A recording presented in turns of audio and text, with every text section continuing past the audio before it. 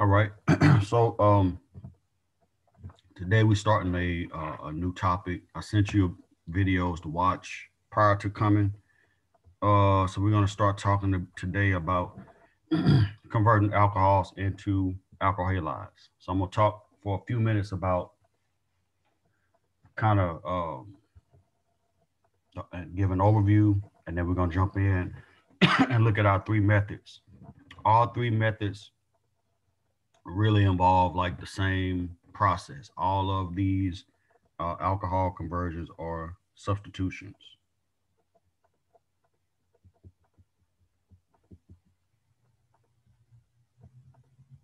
right? They're all substitution reactions.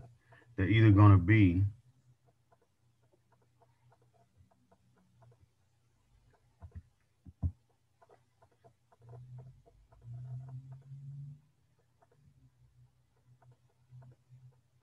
right. They're either going to be Sn1 or Sn2, right? If anyone can answer this question, but what do you know about substitutions? What does it require for a substitution reaction to take place?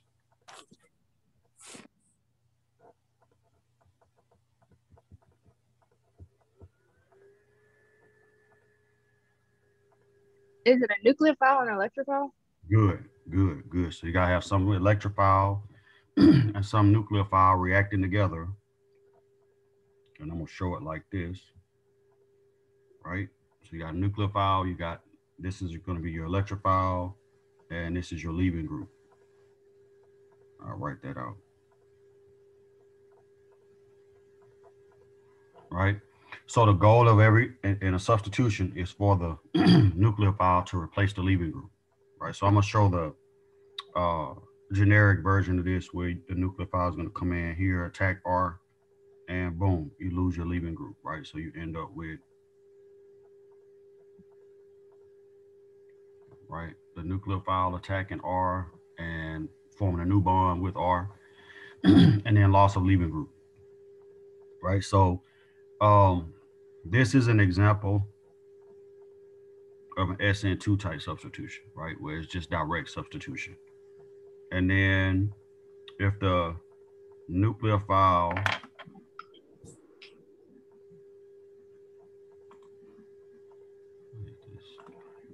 right?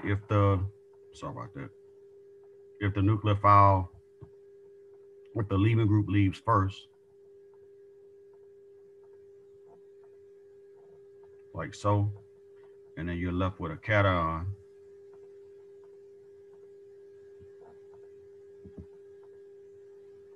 and the nucleophile comes in to attack that,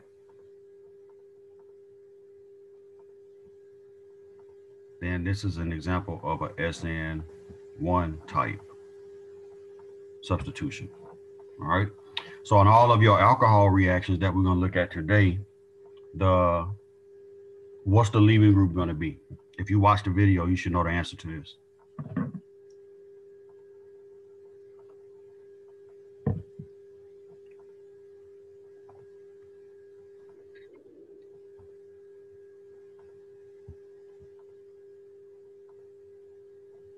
Is it water? Um, Not necessarily, but that is one for one of the reactions, yes. Right. But where did the water come from? Alcohol? It came from the OH group. Right. Thank you.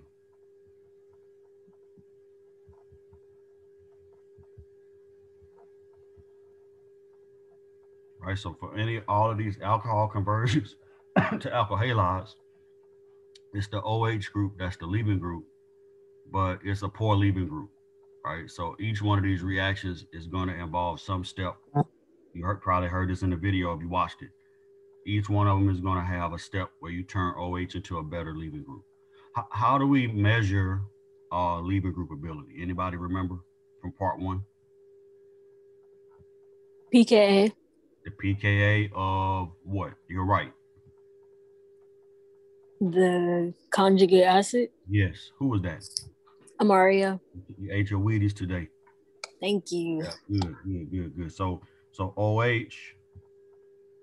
let me write this like this, must be converted into a better leaving group?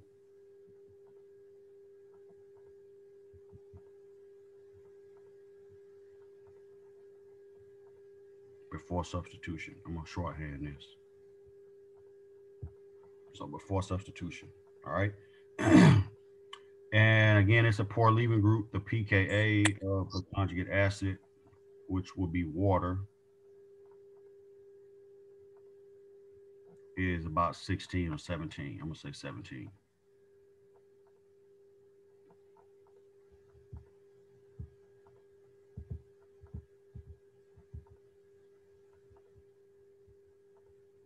So OH is a bad leaving group.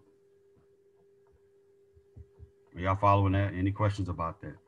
So every one of these reactions that we look at today, we're going to see something happen to OH to turn it into a better leaving group, so that when it leaves, it's stabilized. Right? That pKa is loosely based on how stable the conjugate base is, which will be, in this case, the leaving group is synonymous with the conjugate base. All right. Any questions about anything so far? I have a question. Go ahead. Why is OH a bad leaving group again? Because when it, okay, so let me show you. That's a great question. Thank you for asking that. So if I have an alcohol, like, let's just say I have this alcohol, right? And I want to get rid of OH. So I'm left with this plus OH minus.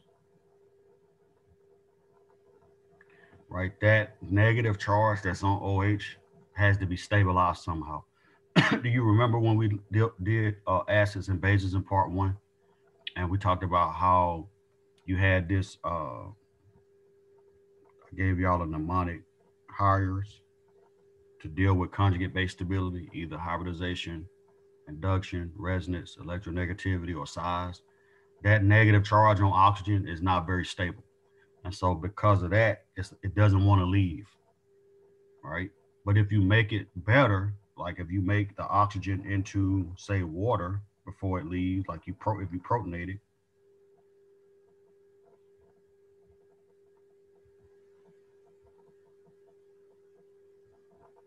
right? Then it has no problem leaving. Because in leaving, what you've done is two things. You've gotten rid of a charge, which was here, right? And the water, pKa of the conjugate acid of water, which is H3O, is about negative, I think it's like -4 or something like that. So water is a great leaving group as opposed to the hydroxyl group. So it's all based on stability. So I'm gonna write that here.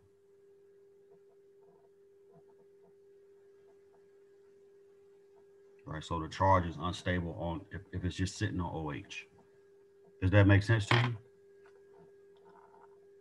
Yes, thank you. Mm-hmm. So when something is a leaving group, when it leaves, it has to be stabilized by some factor, either the hybridization state of the atom or some inductive effect from some electronegative atoms around it, or resonance, or the electronegativity of the atom, or the size of the atom. And oxygen is very electronegative. It's like 3.5, so second compared to fluorine, but it does not like to hold that negative charge. It wants to either give it away or you need something attached to it that's going to help stabilize it. All right, so let's jump right into our reactions. We're going to look at 3 reactions. And I think I gave you these when we first started talking about conversion of synthesis of alkyl halides. I think I gave you all 3 of them, so I'm not going to just list them. We're just going to jump in. So the first reaction, right, is right here. It's thionyl chloride synthesis of or conversion of alcohols to alkyl halides. So let me retitle this.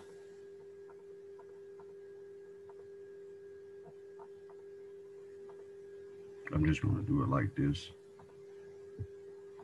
All right, so the ROH is my alcohol and the RX is my alkyl halide. And I want to, again, I need to get rid of OH and substitute it with a halogen. In this case, I'm going to substitute it with chlorine.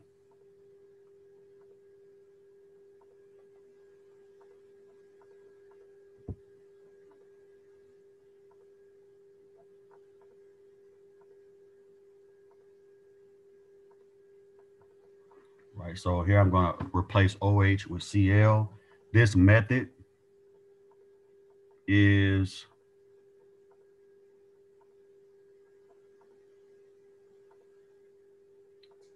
best suited for primary and secondary alcohols.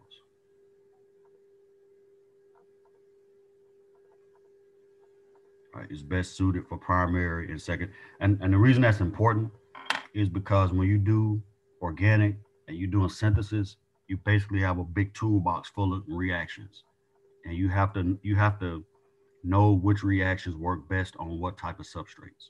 All right, so that the alcohol that we're working with, this is a primary alcohol. All right, it's a primary alcohol. All right, so let's look at what happens. And all this is logic. Just like we're going to follow the progression of the reaction, and then we're going to put the arrows in to show what's happening. All right. So if you look at the very first step on the far left, that's what we're starting with, that primary alcohol and then pyridine. Let me zoom in on that right quick and write that name in.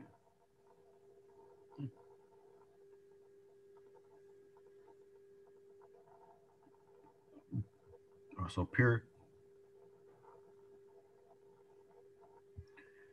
pyridine is a aromatic heterocycle. It's a base, right? So you're gonna, if you look from the first step to the second step, tell me what happened.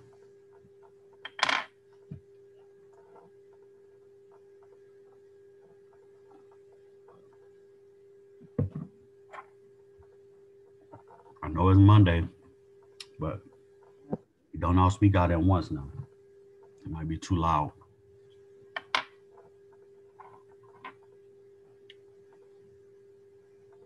Look at the products of the first reaction and tell me what happened.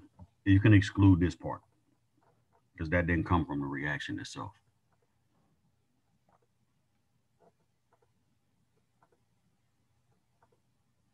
So what happened?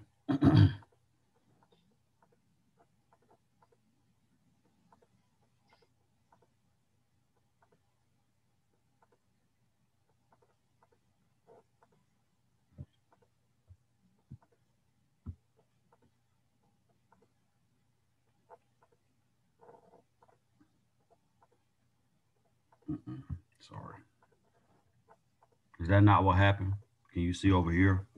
The pyridine is now protonated and your oxygen is now has a negative charge.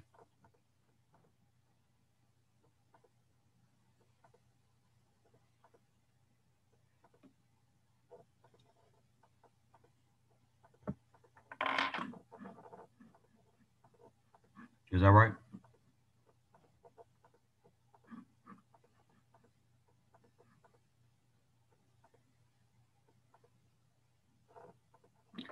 What's the name for that process? Anybody?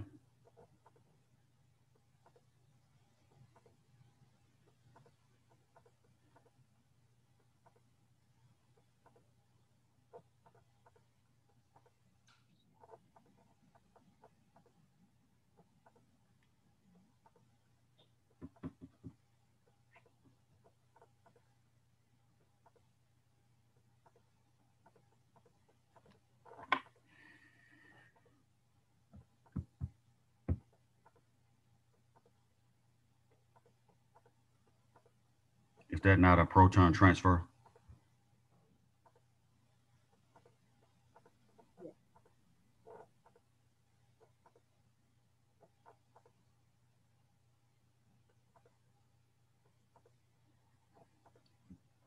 So the proton transfer happens in the first step. And if you look at oxygen now, it's negative. And And now in the second step, oxygen is going to react with thionyl chloride.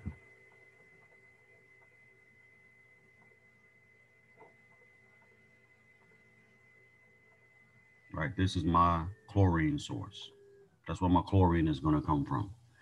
If you look at oxygen, let's just jog our memories back to organic 1. If you had to pick between the oxyanion and the thionyl chloride as your, this is again, everything is going to fall into one or two categories. It's either going to be a nucleophile or an electrophile, right? Or acid or a base, or a Lewis acid or a Lewis base. So if you look at oxygen and you look at thionyl chloride, which one of those two do you think is the nucleophile? And to help you see it, look at the product.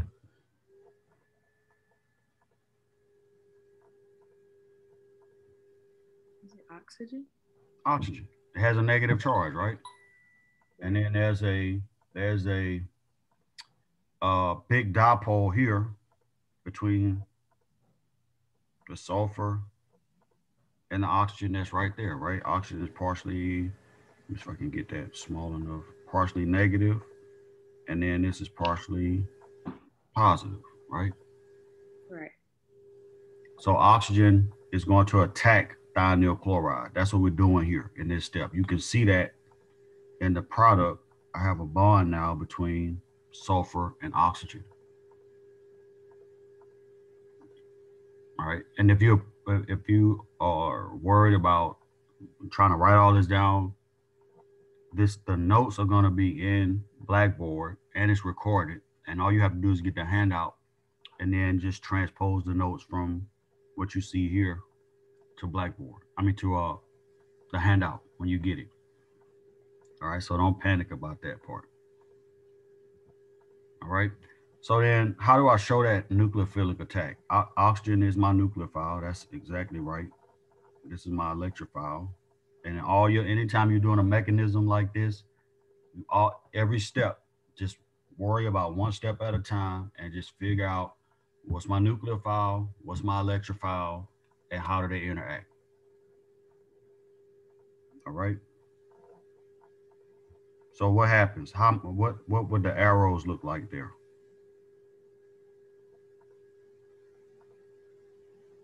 Anybody?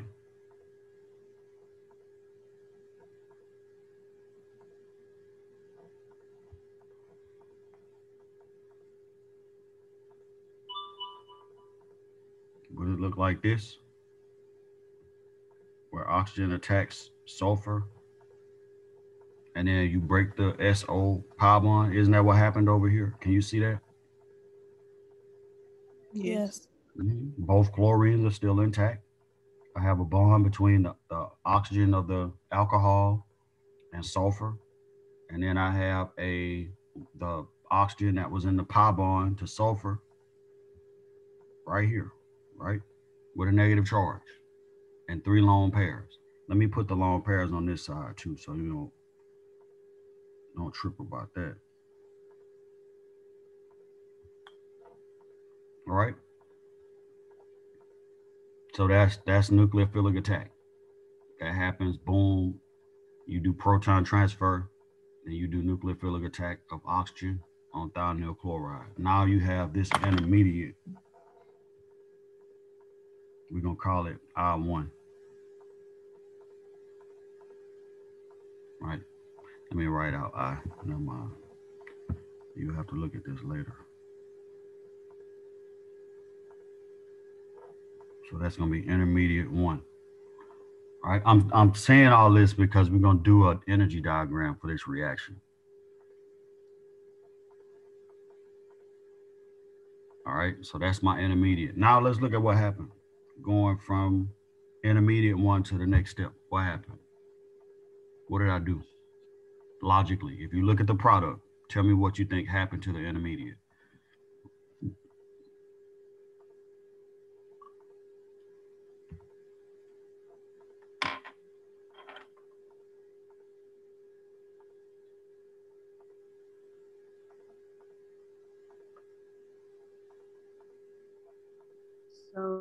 OH.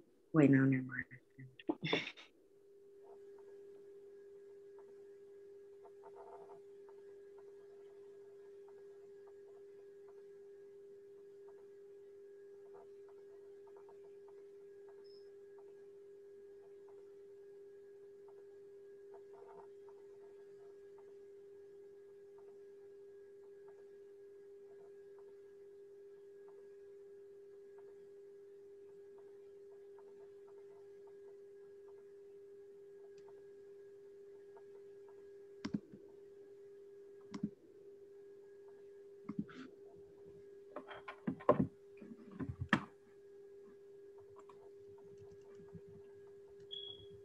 The bottom chlorine, okay. And the oxygen has, okay, all right. It's not a substitution, Amaria. It's actually, look at what I did. That's a good attempt, but look at what I did. I made a pi bond in the product. Out of all the reactions that we learned in part one, substitution, elimination, rearrangement, and addition, which one of those always gives you a pi bond in the product? Elimination. Elimination, right? And so that's what I did. I start elimination. You can always kind of, there's this little rule of thumb. I start with one thing and I end up with two things. Do you see how I started out with that one intermediate and I ended up with the chlorine plus that other sulfonyl compound? So elimination Yes. is I take one thing and I make two things and I end up with a pi bond. Addition is I take a pi bond and add something to it. So I start with two things and end up with one thing. Right. So that second, that second reaction will be an example of an addition, right? Where I said that it was a nucleophilic attack right here. No. This is an addition. Said it doesn't? This is elimination. Turn it in. The pond is almost finished.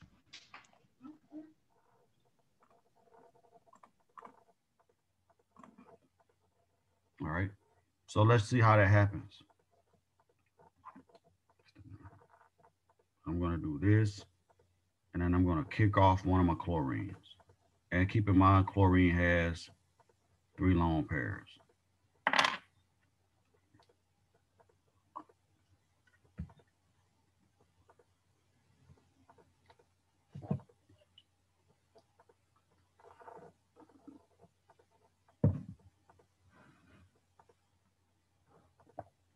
All right, so that elimination took place to get me here. Now,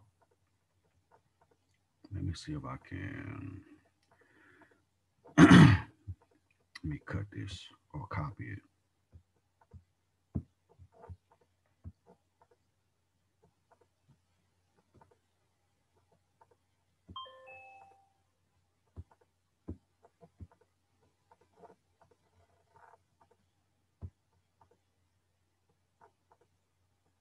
How am I going to go from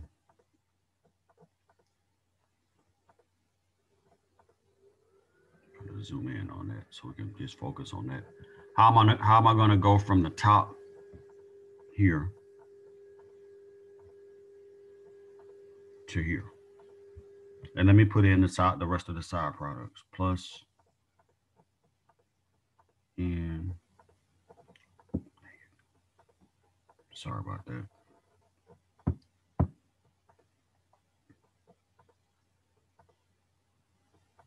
Plus OH.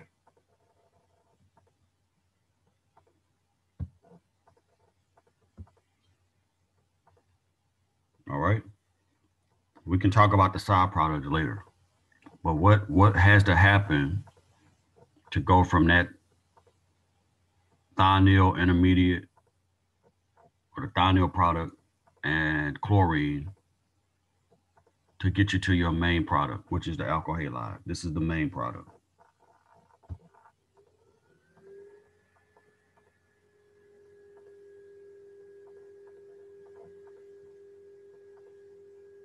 What do you think?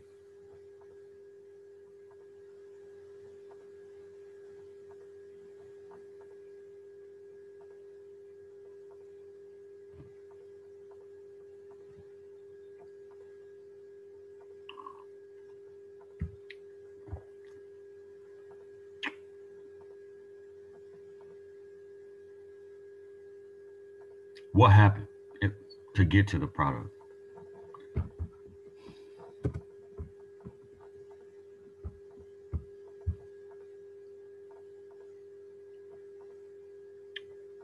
I was asking what happened to get to the final product, that alkyl halide that's at the bottom, highlighted in turquoise.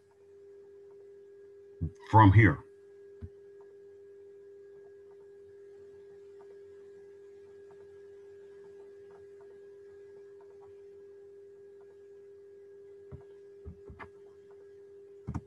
All right. So this is my leaving group. All of the stuff that happened before this was to turn oxygen into this group. All right, that's my leaving group. Chlorine, which is negative. Let me put the negative charge in. That's my nucleophile. All right, so all I'm doing now is a substitution. Here, I'm gonna attack the carbon where the leaving group is, just like we saw in part 1. Uh-oh. Come on, stupid thing. And then I'm gonna break that CO bond right there.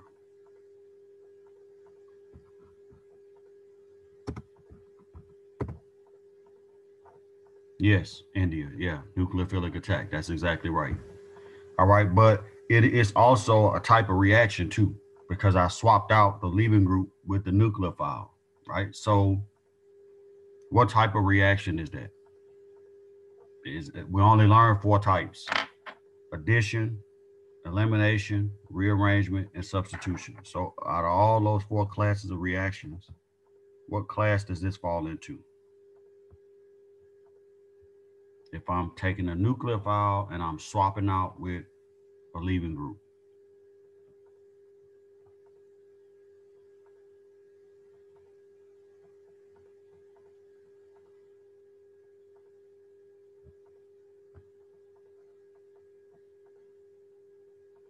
It's a substitution. And the fact that it's on a primary carbon means that it's a Sn2 type substitution. All right, I said that earlier. All your alcohol conversions to alkyl halides are going to be substitutions, and they're going to either be Sn1 or Sn2 type substitutions. Any questions about that? This definitely feels like Monday.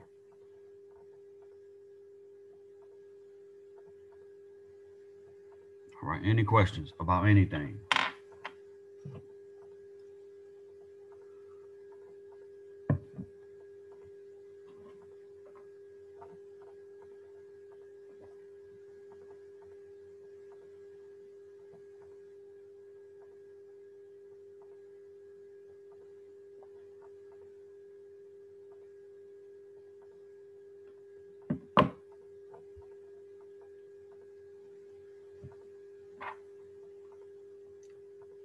All right, so down here,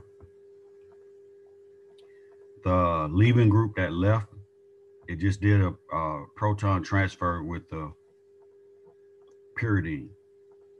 All right, so don't get caught up, don't get hung up on that.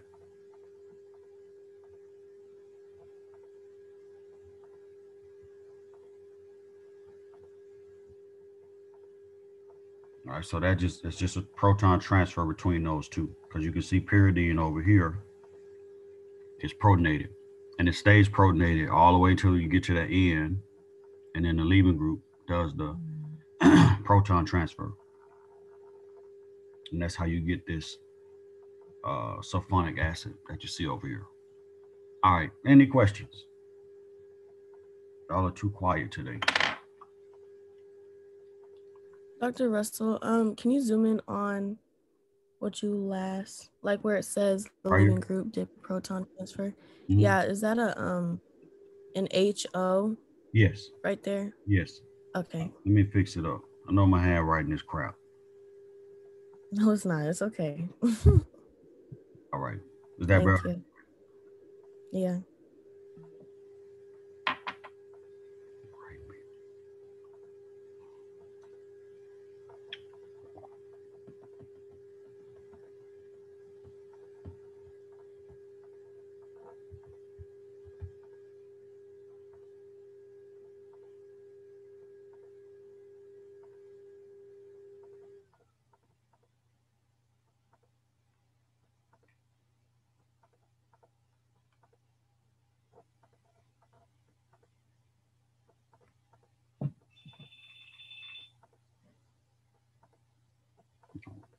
Why people call me while I'm in class?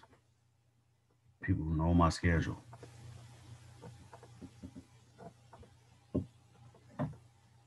Man. All right, let's go to Dr. Russell, yes. can you zoom all the way out?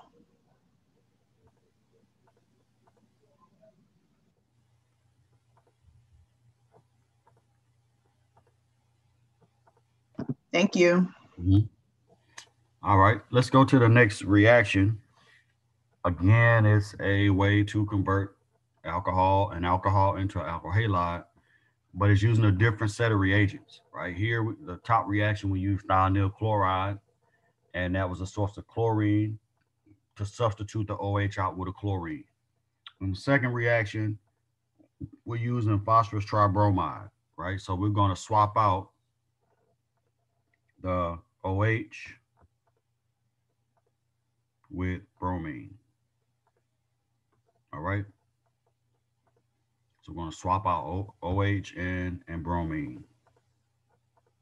This is missing something, unless there's a page. Hold up, let me see something. Okay, never mind. Let's move this up. All right.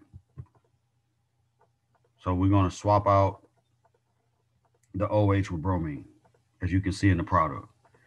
All right. This reaction, first of all, how many bromines do you see on phosphorus?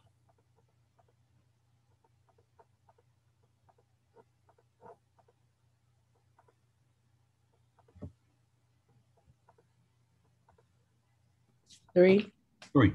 Good. So that means that for this reaction, normally I'm going to go through one step, but normally the stoichiometry is 3-to-1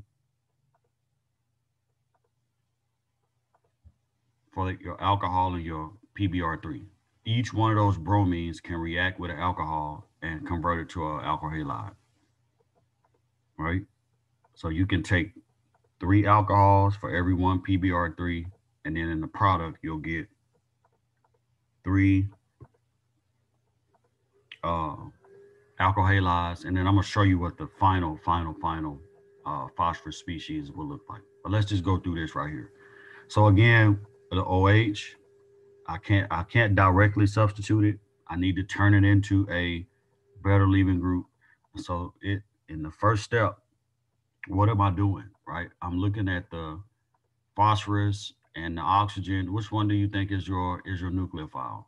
Because this is, again, all these mechanisms, they look complicated, but they all come down to the same principles. Nucleophile attacking an electrophile, or a nucleophile adding to a pi bond, or a pi bond being formed from an elimination, from the loss of a leaving group.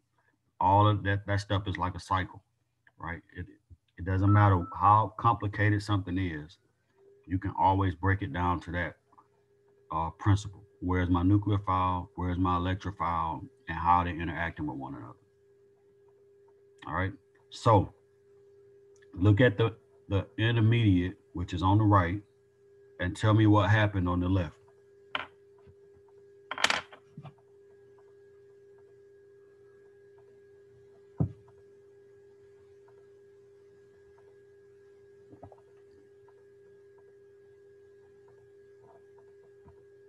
All right, I see it in the chat. Somebody put something in the chat. Okay. So what happened between the OH and the Br? You're right. Something happened, right, between OH and phosphorus. But what happened? How do I show it?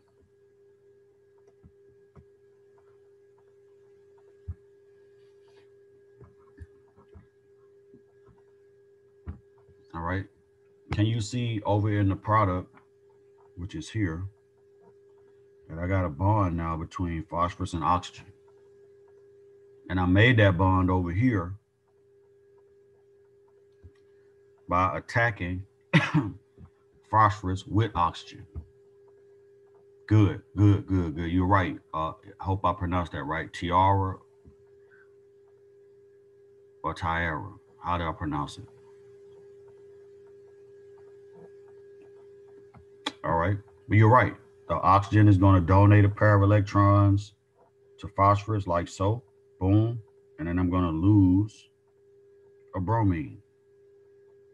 So this is a substitution type reaction, right, on phosphorus. So that's how I get to this intermediate right here. Okay, it's cool. I got you. You can just keep putting your answers in the chat. There's no problem. All right. So now look at where I am here. And then I'm trying to get to the product, which is over here.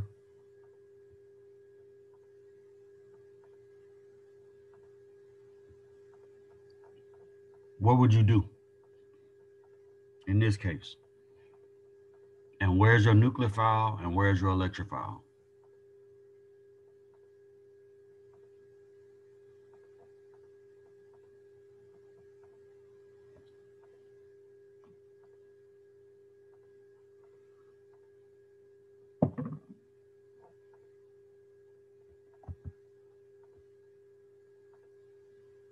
All right, so in this case, bromine is going to be my nucleophile.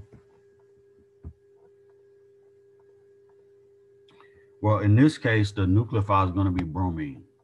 And the OH, again, keep in mind, I'm trying to substitute that out. So that's my leaving group. This whole piece has now become the leaving group.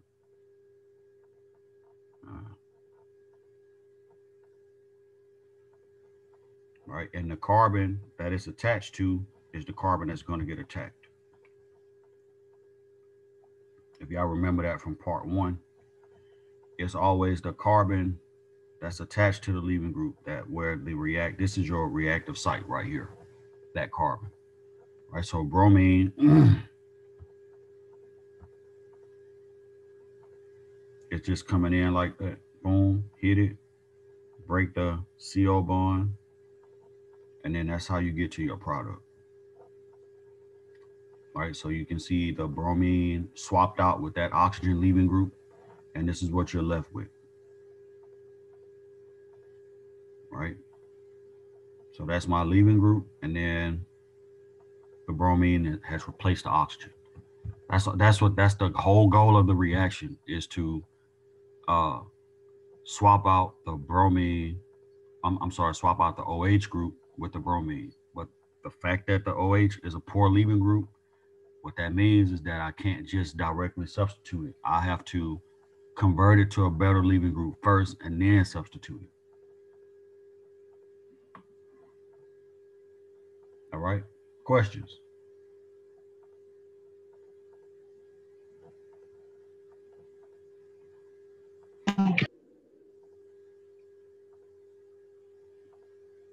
You can, if your mic is messed up, you can always type it into the chat. That's fine. I'll open it up and read it. Right. This is also a substitution. Dr. Russell, I have a question. Go ahead. So I'm a little confused on how do you know that the OH will attack the phosphorus? Like, why wouldn't it? Why wouldn't it be the other way around? Yeah, like the bromine. Okay, so good question. So the bromine itself, let me show you.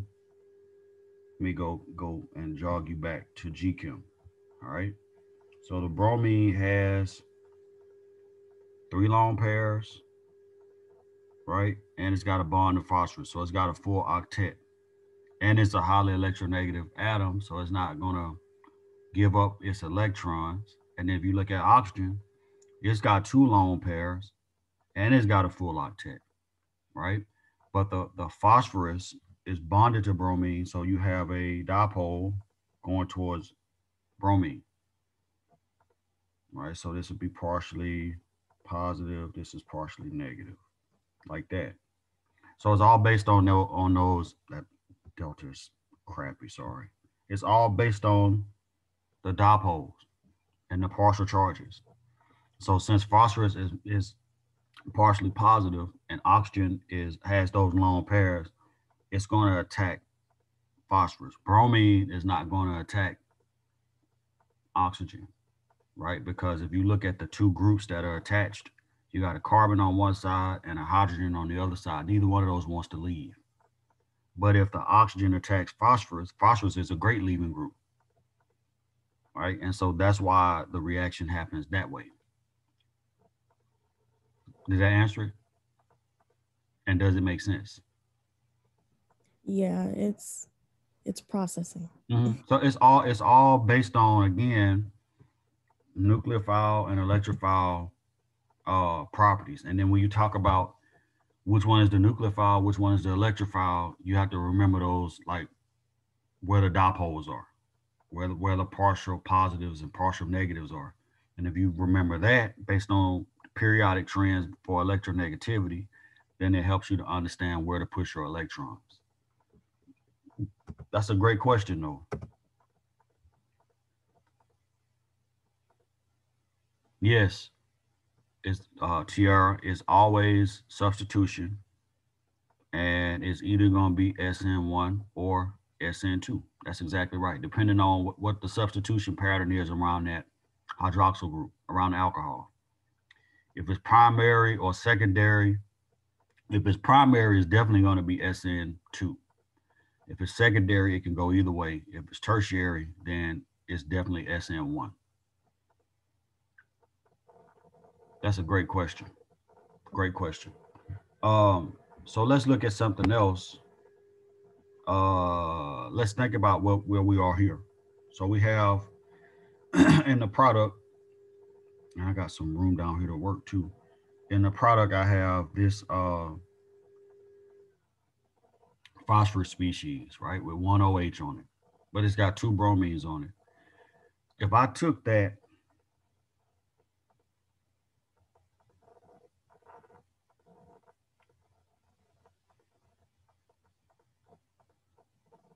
and added another alcohol to it, right, I can react that again. I'm not gonna go through all the mechanism. You know, you can go back and put the arrows in, but I can react that again and get this.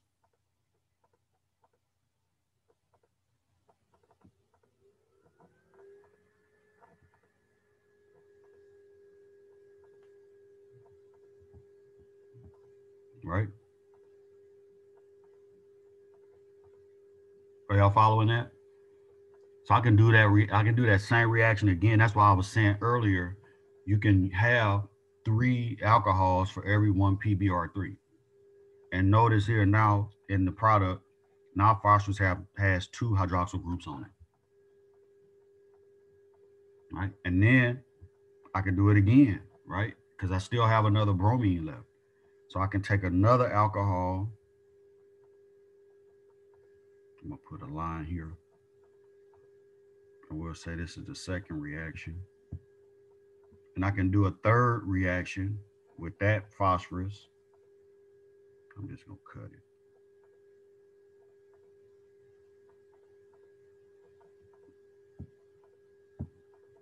I could do a third reaction with that plus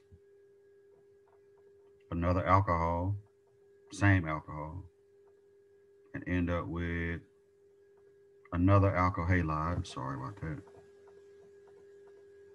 plus POH3. Can y'all see that or no? Ask questions about that if you don't see it. So what I'm left with from the first reaction, which is right here, I'm gonna just write it underneath here.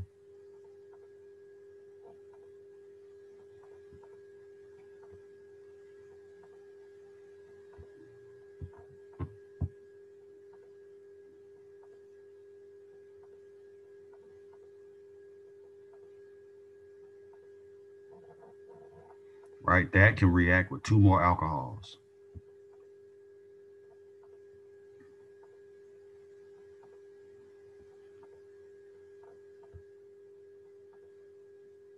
Right? It can react with 2 more alcohols. So I could take that phosphorus with 1 hydroxyl group on it, react it with another alcohol, and then I end up with this compound after the second reaction. That can react with 1 more alcohol, which I have shown down here.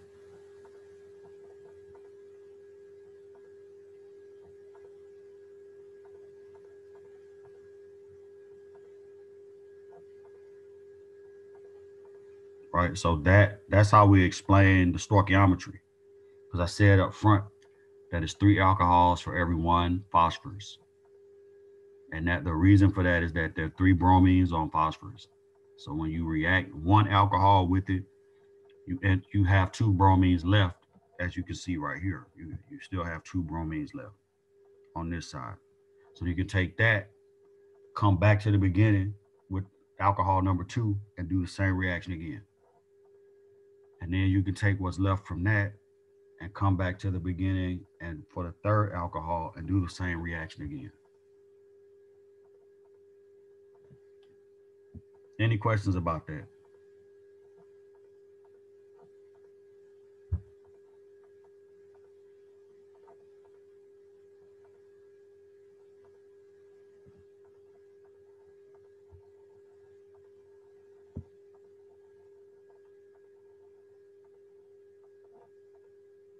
All right, we don't have a lot of time. I don't want to start that other reaction, but I want to ask a question about this right here.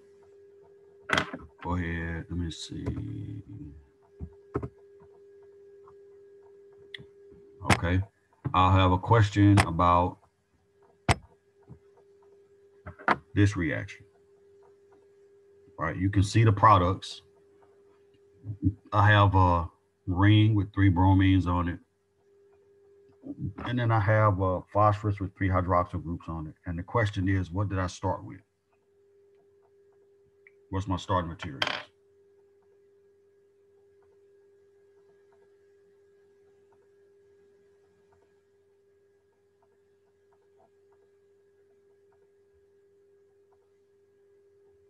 Anybody?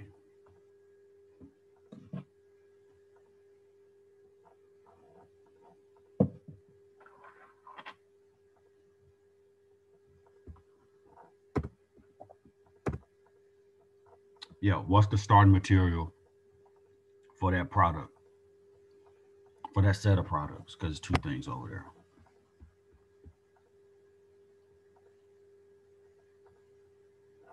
I'm putting lunch on the line. The first person to tell me, or the first person to draw it in. And I make good on my promises.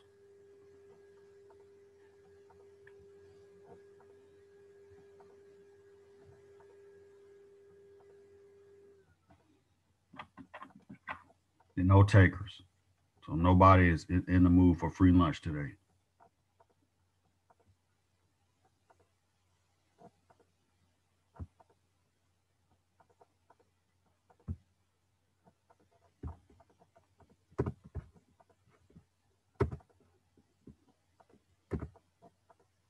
Okay, no idea.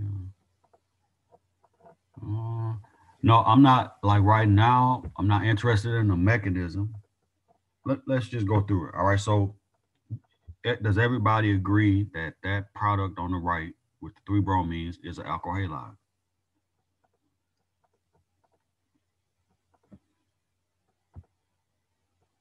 I'm gonna take the silence as a yes. All right.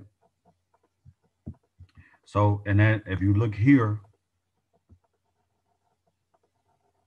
that's a clue as to how I turned it into an alkyl halide, right? I had to use PBr3 to turn it into an alkyl halide. So the question is, what did I start with? If you look at each one of these bromines in the ring and the POH3, right? That means that I used PBr3 to convert an alcohol into an alkyl halide, right? So the alcohol should look like this.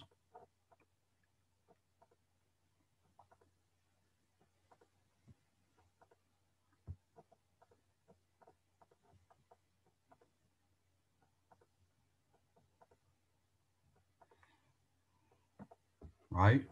Plus PBr3. Remember, it's always a ratio of 3 to 1. Yes, that's exactly right. Thank you for your feedback too. You're right. It's the same. It's the same problem. We're just working backwards. We started with the alkyl halide and the phosphorus. So the thing was to figure out what we started with, right? And if you remember, the phosphorus is all at the end of this reaction. You're going to end up with phosphorus looking like this, right? With 3 OH groups on it. Up top, we just used 3 alcohols. Here, your 3 alcohols are all in the same molecule, but it's the same concept and it's the same reaction and the same outcome. All right, we're gonna stop here. Thank you for your feedback, TR, and everybody else who chimed in as well. How did that happen? All right. Any questions about anything? Let me stop recording.